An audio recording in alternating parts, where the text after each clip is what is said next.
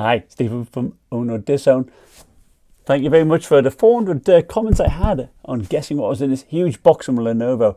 And I had comments ranging from laptops to gaming mice to desktop computers, even a blow-up doll. But it's none of those things. It is in fact the Yoga A940, one of their new all-in-one desktop type things. So let's have a look. So the winner is Zariwala.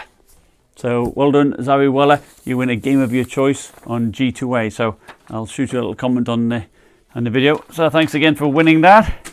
So as you can see, it is a rather huge box. It's a review unit.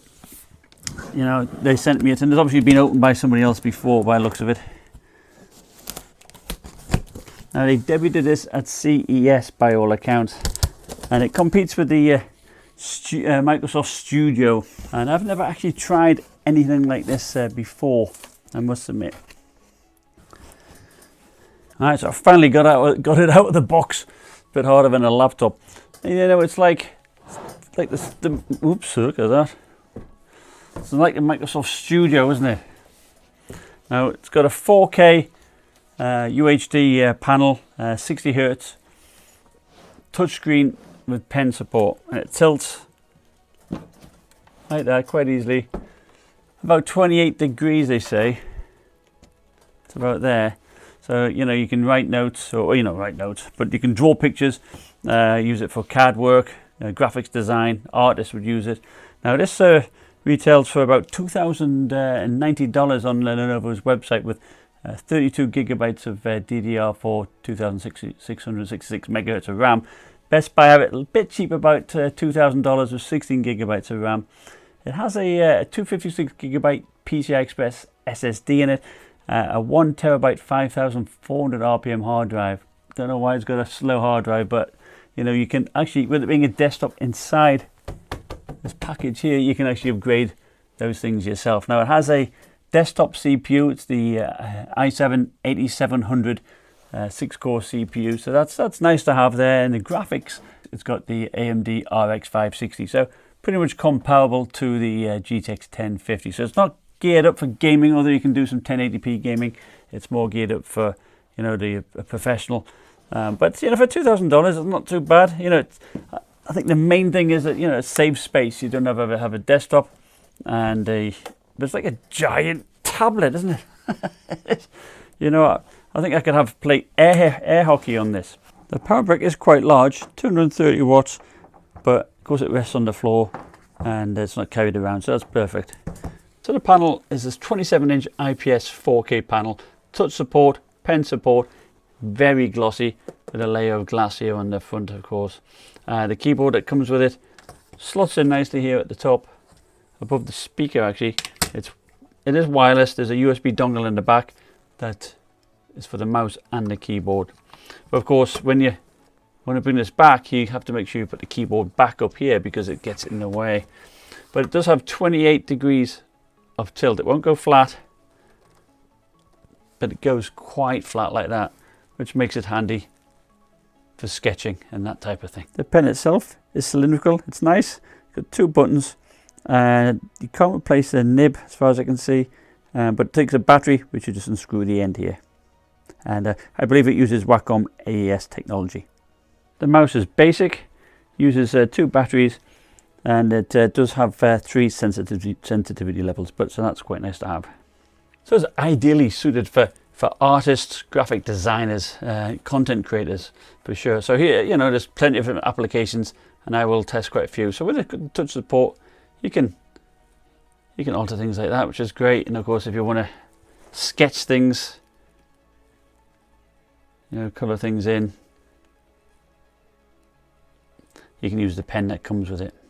Now I believe the pen here only has 2000 levels of pressure sensitivity, but I will be testing my bamboo ink pen, which is my favorite pen.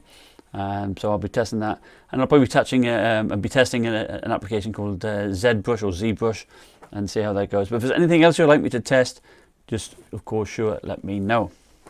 The distance from it's probably like a centimeter away before it registers, you know, and it seems to have decent palm reduction rejection as well there. Now one useful thing it's got a Qi charging port here. So you can charge up your phone, very nice. And it's also got a spot here to place your pen.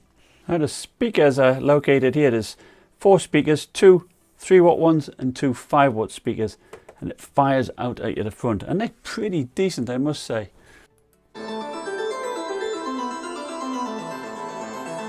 So Lenovo provide you with a dial that connects by USB. There's one on the left hand side or the right hand side, depending if you're left or right handed.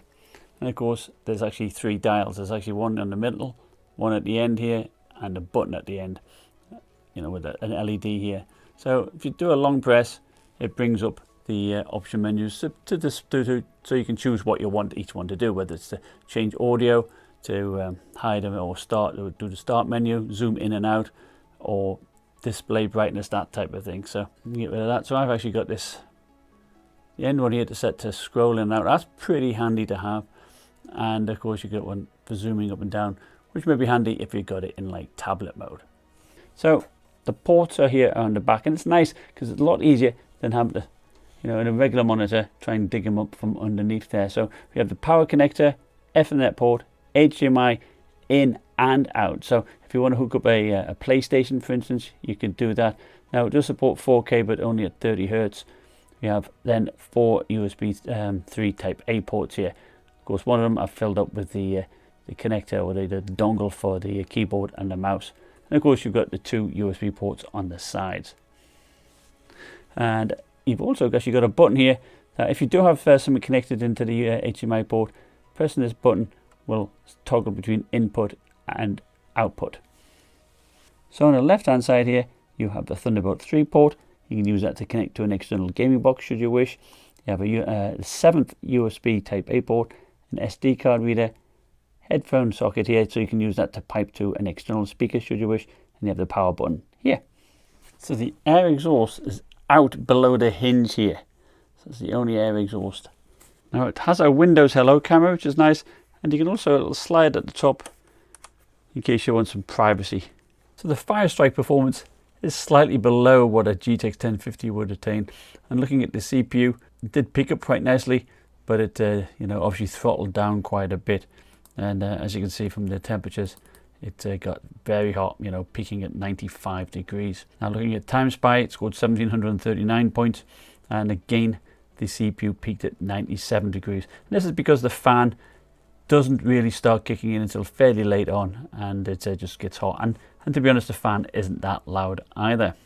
So there's a first look at the Lenovo Yoga A940, and I do like it. For $2,090 for the 32 gigabyte one, or $2,000 for the 16 gigabyte one which I've got here, I think it's not bad value. Certainly when you consider its competition, the Microsoft Surface Studio 2. Now that starts at like $3,500, and it only has a 4-core 7820HK CPU. Now of course it does up it in the graphics department. You can get like a 1060 or 1070, but let's face it, if you're if you're a student and you want to do you're doing art or graphic design and you want this, it's not only to save space, it's good, but you've got the HDMI in port there, so you can hook up a PlayStation, Xbox, or even put in an external gaming box, for like $500, and it'd still be cheaper than the Surface one. And so I think it's not too bad value at all, and I do like having the option of having this dial on the left or the right, and it has some decent functionality. I like that. The speakers are good, firing out at the front of you. I like the Qi wireless charging for your phone. The keyboard is nice. I think that's fine. The pen might not be the best pen, but certainly has an easy, cheap upgrade.